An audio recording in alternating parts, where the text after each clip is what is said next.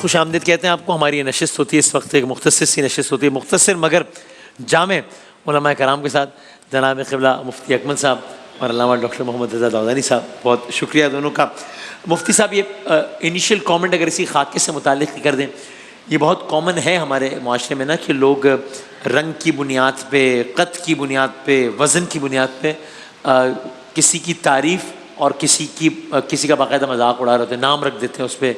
اکثر ہم کہیں تو کہتے ہیں یار وہ مائنڈ نہیں کرتا, میں اس کے منہ پہ کہتا ہوں اس نے آج تک کبھی مجھے نہیں کہا. لیکن میں ذاتی طور پہ بھی آرام سے زیادہ جانتا ہوں, ایسے لوگوں کو جانتا ہوں جو کہ اس کو فیس کر رہے ہوتے ہیں, وہ فیل کر رہے ہوتے ہیں, بیچارے کہتے نہیں ہیں چونکہ ڈر ہوتا ہے کہ جب کہیں گے تو سامنے سے اور مذاق اڑے گا. کیا کہیے گا اس؟ بسم اللہ الرحمن الرحیم. دیکھیں یہ علامت تکبر ہے کہ آپ کسی کا مذاق اڑاتے ہیں. ہاں, کیونکہ آپ اس وقت اپنے آپ کو تھوڑا بلند اور اس کو حقیر سمجھ رہے ہوتے ہیں. اگرچہ ہمیشہ علامت نہیں ہوگی لیکن بہرحال یہ بھی بہت بڑی علامت ہے. اور ہمارا مذہب اسلام کسی کی دل آزاری کو بالکل محبوب نہیں کرتا. نبی کریم صلی اللہ علیہ وسلم نے جو آخری خطبہ میں فرمایا کہ اللہ تعالیٰ نے ایک مسلمان پر دوسرے مسلمان کی جان, مال, عزت و آبرو کو حرام فرما دیا, صراحتاً فرمایا. تو جان کے اندر یہ سب چیزیں آ جاتی ہیں کہ اس طرح اس کو ڈیگریڈ کرنا کہ بیچارہ وہ پھر سر اٹھا کے بھی چلنے کے قابل نہ رہے, یہ غلط ہے. اللہ تعالیٰ نے خود فرمایا انہ لا یحب المستکبرین, اللہ تعالیٰ تکبر کرنے والوں کو محبوب نہیں رکھتا ہے. تو یہ نہیں کرنا چاہیے. اب یہ جیسے آپ نے ارشاد فرمایا دو طرح کی چیزیں ہوتی ہیں. ایک ایسی ہوتی ہیں جو گاڈ گفٹڈ ہوتی ہیں, انسان کا اپنا کوئی کمال اور اختیار نہیں ہوتا. صحیح. جیسے ذہانت ہے, فطانت ہے, رنگت ہے, کسی خاندان کے اندر پیدا ہو جانا, اس خاندان کی نسبت ہے. صحیح. اور ایک ہوتا ہے بعض چیزیں ہوتی ہیں ہمارے ذاتی کمال اس میں دخل ہوتا ہے, جیسے اچھا پڑھنا, محنت کرنا, اچھا کھلاڑی بن جائے. صحیح. یہ دونوں صورتوں میں تکبر اللہ کو ناپسند ہے. اور پہلی صورت میں تو حماقت ہے, اس میں آدمی کا اپنا کیا کمال. اگر ایک عورت کے لگاتار 3 بیٹے ہو گئے, اللہ تعالیٰ اس بہن کو عزت عطا فرمائے, اس کو خوشیاں عطا فرمائے, لیکن اس پر تکبر کرنا کہ میرے 3 بیٹے ہو گئے اور دوسری جتنی دیورانی جٹھانی ہیں ان کے سب کے لڑکیاں پیدا ہوئی ہیں, اور پھر ہم اس کو پروٹوکول بھی ایسا دے دیتے ہیں کہ اس کے تکبر میں اضافہ کر دیتے ہیں. یہ چیزیں مناسب نہیں ہیں. جو گاڈ گفٹڈ ہے اس میں تو بالکل تکبر روا نہیں, اور دوسرے میں بھی محبوب نہیں ہے, اس میں احتیاط کرنی چاہیے. اسی پہ بات کرتے ہیں. اور یہ میں نے جو مفتی صاحب نے بات کی, میں نے ذاتی طور پہ دیکھا ہے. میں کس طرح بتاؤں, وہ اولڈ ایج ہاؤس وغیرہ ہوتے ہیں تو وہاں پر میں نے ایسے کیسز دیکھے ہیں کہ جہاں پر اس وجہ سے کیسز ہے کہ جناب وہ 5 بیٹیاں ہو گئی جی. نعوذ باللہ. تو پھر اب وہ عورت, میں نے دیکھا کہ وہ مفتی صاحب اس سے جب بھی بات کروں وہ اپنا ذہنی توازن کھو بیٹھی ہے, اور اس سے آپ جب بھی بات کریں تو ایک ہی بات, آپ کوئی بھی بات کریں وہ کہتے ہیں کہ میں یہ ہوں, میری 5 بیٹیاں تھیں, اصل میں بیٹا نہیں ہوا نا, مجھے بیٹا نہیں ہوا. وہ بار بار ایک ہی سارا دن ایک ہی بات دہراتی ہے. میں ذاتی طور پہ جانتا ہوں اس کو. کیا ہے اس میں؟ نعوذ باللہ من ذالک. بسم اللہ الرحمن الرحیم. پروردگار عالم سب کو اولاد کی خوشیاں عطا کرے, بیٹا ہو یا بیٹی. پروردگار عالم کی طرف سے یہ عنایت ہے, پروردگار عالم کا ایک ہدیہ ہے. خاص طور پہ بیٹی کے معاملے میں تو آپ جانتے ہیں کہ پیغمبر اکرم صلی اللہ علیہ وآلہ وسلم کو پروردگار عالم نے بیٹی ہی کے ذریعے سے نسل کثیر عطا فرمائی ہے. جو کہا انا اعطیناک الکوثر, ہم نے آپ کو کوثر عطا کیا. پیغمبر اکرم جناب خاتون جنت کے لیے اپنی جگہ سے بلند ہو کر احترام فرمایا کرتے تھے, دست شفقت ان کے سروں پر رکھا کرتے تھے. اور اس کے علاوہ پیغمبر اکرم صلی اللہ علیہ وآلہ وسلم کی یہ بشارت کہ اگر کوئی 2 بیٹیوں کو پال کر بڑا کر دے تو جنت میں اس کی ضمانت دیتا ہوں, مفہوم اس طرح کا ہے. اور اس کو اور بھی آگے بڑھایا. تو یہ تو عمومی طور پر ان تمام تر چیزوں کے اندر, جیسا کہ مفتی صاحب نے ارشاد فرمایا, جو معاملات خدا کے ہاتھ میں ہیں, ایک تو اس عطا کو کیوں اتنا ڈیگریڈ سمجھا جا رہا ہے, لیکن یہ کہ یہ تو عطائے پروردگار ہے, اس میں کسی کا کوئی شخصی کمال تو ہے نہیں. دوسری بات یہ کہ جیسے اس خاکے کے حوالے سے بھی اگر آپ دیکھیں کہ رنگ کی بنیاد پر رنگ ہے, ظاہر ہے کہ قرآن مجید کے اندر تو اس کو بھی نشانی بیان کیا گیا ہے. سورہ روم کے اندر پروردگار نے غیر معمولی انداز اختیار کیا, ومن آیاتہ, اللہ کی نشانیوں میں سے یہ بھی ہے. اسی میں جب شمار کیا ہے تو ارشاد فرمایا ہے اختلاف السنتکم و الوانکم, تمہاری زبانوں کا اختلاف اور تمہارے رنگوں کا اختلاف, یہ اللہ کی نشانیوں میں سے ایک نشانی ہے. اس کو خدا کی طرف سے ڈائیورسٹی, ایک ویریشن ہے نا. اس میں کوئی ممتاز یا کوئی وہ نہیں ہے, چھوٹا بڑا نہیں ہے اس کی بنیاد نہیں. یعنی ایک انسان ہے, اس کا ایک رنگ ہے اور اس کی وہ پہچان, اس کا ایک تعارف, اس کی ایک شناخت ہے.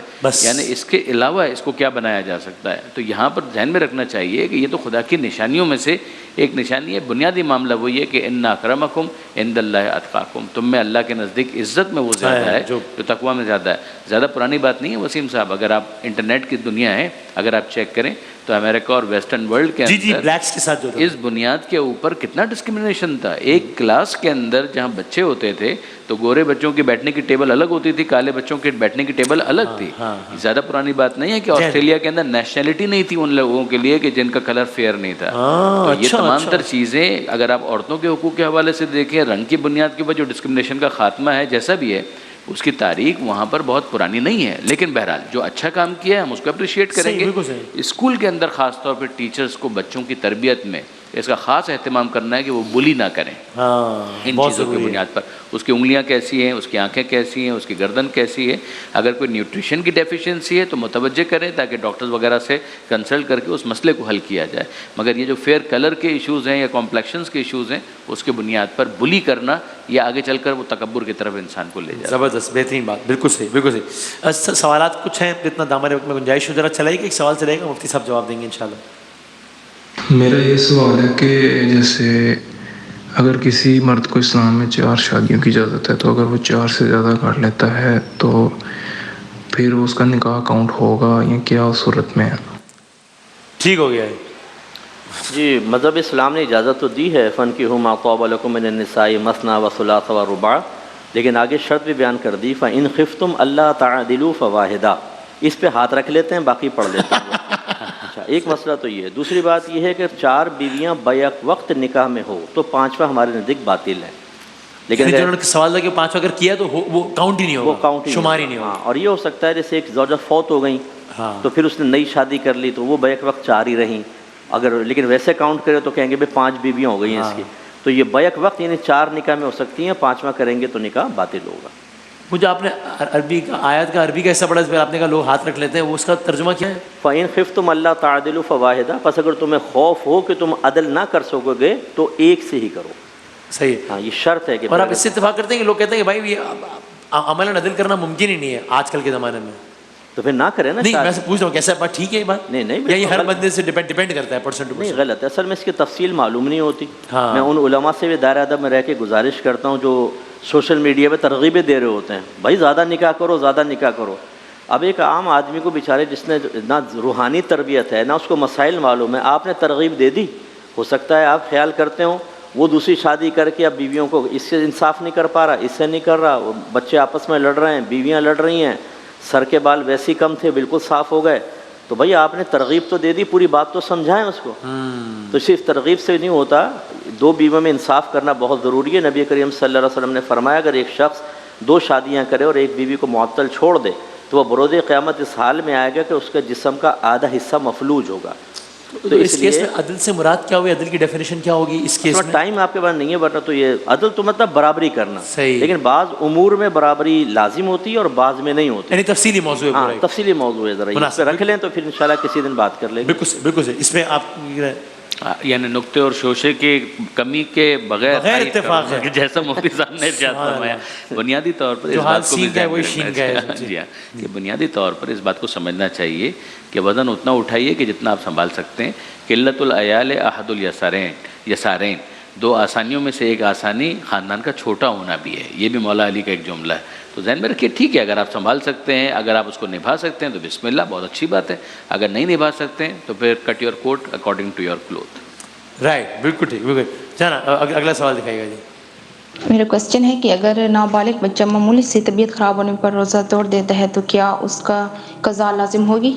صحیح، نابالغ بچے کے اوپر ویسے ہی روزہ واجب نہیں ہے، تو وہ اگر رکھے تو اچھی بات ہے، تمرین بھی ہے اس کے لیے، امید ہے کہ ثواب بھی انشاءاللہ خدا عطا کرے گا، کم سے کم والدین کو تو اس تمرین کا ثواب ڈیفینیٹلی ملے گا، لیکن یہ کہ درمیان میں کسی بھی ریزن سے، چاہے صرف اس وجہ سے بھی کہ وہ اس وقت کچھ ناتوانی کا احساس کر رہا ہے تو بھی وہ توڑ سکتا ہے، ویسے نابالغ بچہ تو وداؤٹ اینی ریزن بھی توڑ دیتا ہے، تو بھی توڑ سکتا ہے کوئی، یعنی ایک ذہن میں کہیں کانسیپٹ یہ ہے کہ نہ رکھوایا وہ تو ٹھیک ہے، لیکن اگر رکھ لیا ہے تو اب اگر توڑے گا تو قضا کرنی پڑے گی، ایسا نہیں ہے نا، کیونکہ بچہ ہی نابالغ ہے۔ ایک خاص ایج میں آ کر تمرین کی تاکید بہت زیادہ ہے، وہ اپنی جگہ پر ہے، لیکن یہ کہ بہرحال واجب یا فرض نہیں ہو جاتا اس کے اوپر۔ جی نہیں، بس یہ بالکل اچھا، بالکل ہے، ٹھیک، سبحان اللہ جی۔ اگلا سوال دکھائیں گے۔ میرا سوال یہ ہے کہ اگر ہم کوئی چیز خریدتے ہیں، جیسے کہ اگر ہم ایک سائیکل خریدیں اور اس میں ہم نئے ٹائر لگوائیں، نئی سیٹ لگوائیں، نئے بریکس لگوائیں، اور جو ہے اس کو ہم 2000 اوپر رکھ کر بیچیں، یعنی اگر ہمیں 1000 کا سامان لگا ہو اور ہم اس پہ 1000 روپے اور کمائیں اپنے، تو اس پہ جو ہے ہمیں کوئی یہ حرام پیسے نہیں ہوں گے یا یہ سود تو نہیں ہوگا؟ اس بارے میں وہ بتا دیں۔ جی ٹھیک ہو گیا جی۔ اللہ تعالیٰ نے فرمایا وَأَحَلَّ اللَّهُ الْبَيْعَ وَحَرَّمَ الرِّبَا، اللہ نے بائع کو حلال اور سود کو حرام رکھا ہے۔ بس سود اس زیادتی کا نام ہوتا ہے جسے مالی معاملہ کرتے ہوئے مشروط ٹھہرا لیا گیا ہو اور وہ زیادتی کسی چیز کا بدلہ نہ ہو۔ جیسے کوئی 1,00,000 روپے دے کسی کو قرض اور کہے 1,25,000 واپس لوں گا، یہ سود ہے. یہ جو 25,000 زیادہ آ رہا ہے یہ بوقت عقد مشروط ٹھہرایا گیا اور کسی چیز کا عوض نہیں ہے تو یہ سود ہوگا. تو سوری کلو بات کر رہا ہوں، اگر وہ کہ یہ اس کے عوض ہے کہ میں آپ کو 1,00,000 روپے آپ کی ضرورت ہے اور آپ کو دے رہا ہوں، اس کے عوض یہ 25,000 روپے لے رہا ہوں، یہ عوض نہیں مانا جائے یہ گا. عوض نہیں مانا جاتا. شرعی لحاظ سے عوض بھی اس کو تسلیم کیا جائے. ابھی جو سائیکل کہہ رہے ہیں اس میں انسٹرومنٹ وغیرہ بڑھائے ہیں، کچھ نہ بھی بڑھاتے تب بھی وہ ایک جو سائیکل لی ہے 1,000 کی 2,000 کی بیچ رہے ہیں تو اس سائیکل کی قیمت ہے بلا عوض کوئی عوض زیادتی وہ اسی کے بدلے میں کہلائے گی اور یہ احل اللہ البیع میں آئے گی. بالکل جائز ہے، کوئی مسئلہ نہیں. لیکن پیسے کے بدلے پیسے یہ سود ہو جائے گا. یہ تو قرض کے اوپر جو نفع ہے نا وہ اس طریقے سے وہ سود بنتا ہے. بالکل ٹھیک. ایک آخری ایک سوال لے لیتے ہیں، چلائیے گا جناب. میرا سوال مولانا رضا داؤدانی سے تھا کہ جو ہم لوگوں کو کیلنڈرز ملتے ہیں جس کے اندر ٹائم لکھا ہوا ہوتا ہے روزے کھلنے کا، کیا ہم اس کے مطابق روزہ کھولیں یا ہمارے قریبی جب اذان ہوتی ہے تب کھولیں؟ کیونکہ کبھی اذان کا ڈفرینس آ جاتا ہے اس ٹائم سے، تو پلیز مجھے اس بارے میں ذرا گائیڈ کریں. جی ٹھیک ہو گیا. جی قبلہ اطمینان کے اوپر ہے، یعنی اگر ٹائمر جو ہے اس کے اوپر اطمینان ہے کہ جو اس کے اندر فیڈ کیا ہوا ٹائم ہے وہ درست ہے تو اس پر اعتبار کیا جا سکتا ہے. اگر اطمینان نہیں ہے تو اس پر بھی اعتبار نہیں کیا جا سکتا. اذان جو ہو رہی ہے اس کا بھی یہی معاملہ ہے، صرف اذان کا ہونا کافی نہیں ہے. عین ممکن ہے کوئی جذباتی انسان ہے، زیادہ پیاس لگے 5-10 منٹ 15 منٹ 20 منٹ پہلے اس نے اذان دے دی. اذان دینا معیار نہیں ہے، صحیح وقت ہو جانا معیار. ہاں اگر اذان دینے والا قابل اعتماد ہے، جس مؤذن کے اوپر اعتماد ہے کہ وہ صحیح وقت پر اذان دیتا ہے تو اس کا اذان دینا ایک طرح سے خود اس کے ساتھ کوریلیٹ کر جائے گا. صحیح ہے. تو اصل معاملہ جو ہے وہ آپ کا اطمینان ہے کہ ہاں وقت ہو گیا لہٰذا میں روزہ کھول رہا ہوں. جی یہی ہے کہ مطلب اس کا اذان سے تعلق نہیں، حقیقتاً وقت سے ہے. صحیح. لیکن اذان چونکہ ایک ظاہری علامت ہے، اکثر ایسی ہوتا ہے یہ ہم چینلز وغیرہ پہ بیٹھے ہوتے ہیں بھی اذان ہو گئی، یہ محلے کی اذان ہے، وہ اگر واقعی آپ جیسے حضرت نے فرمایا کہ قابل اطمینان ہے تو ٹھیک ہے. لیکن بچے بڑے شرارتی ہیں، بعض اوقات ایسا سائرن بجاتے اچھا آ کے لگے کہ ہو گیا. ایک دفعہ والد صاحب نے ہاتھ بڑھا دیا، میں نے کہا حضور یہ واقعی یہ شرارت ہو رہی ہے، یہ تقریب کار ہے، یہ حقیقت میں روزہ کھلوا نہیں رہا تو پھر وہ روکے. تو یہ بھی ایسا ہو جاتا ہے بات. اچھا ٹھیک. تو اطمینان کا معاملہ ہے. جی بالکل. بہت نوازش، بہت بہت شکریہ. آپ نے دیکھا کہ کس طرح شادیوں سے لے کے نابالغ بچوں کے روزوں سے ہوتے ہوئے اذان تک جو ہے وہ سین اور شین کس طرح باہمی طور پر متفق ہے. سبحان اللہ. ایک وقفے کے بعد ہم دوبارہ حاضر ہوتے ہیں انشاءاللہ.